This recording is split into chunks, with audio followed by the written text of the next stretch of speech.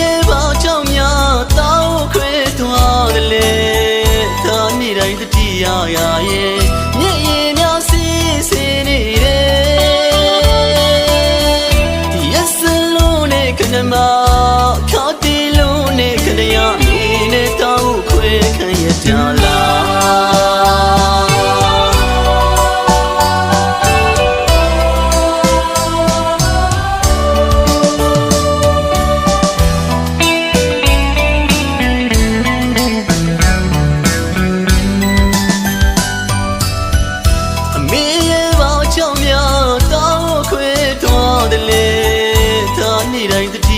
ရာရဲ့မျက်ရည်များစီးစင်းနေတယ်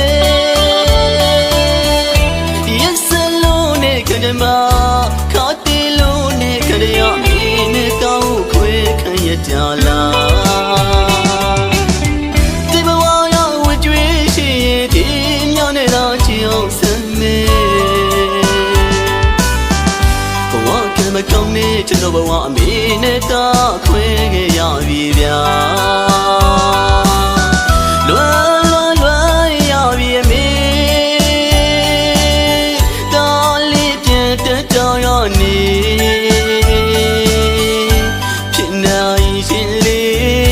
ရှိရအဝေးရလန်းလာမေတော်လေးနေတိုင်းဖျားမမေ့တွေ့တောင်းစုထွေ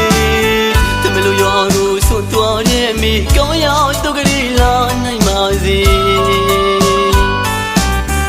အမေတွေ့မြဝေးရှောင်းရဘဝကတော်လူခေါ်ပါမေတော်ချစ်တဲ့မိမိစိတ်ချခဲ့ပါလေသွားပါမေ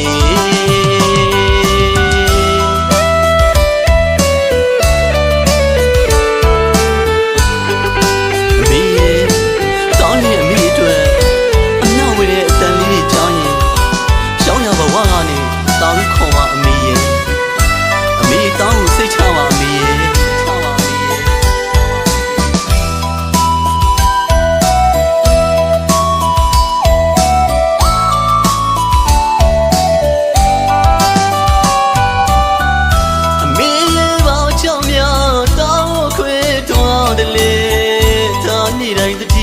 ရာရဲ့မျက်ရည်များစီးစင်းနေတယ်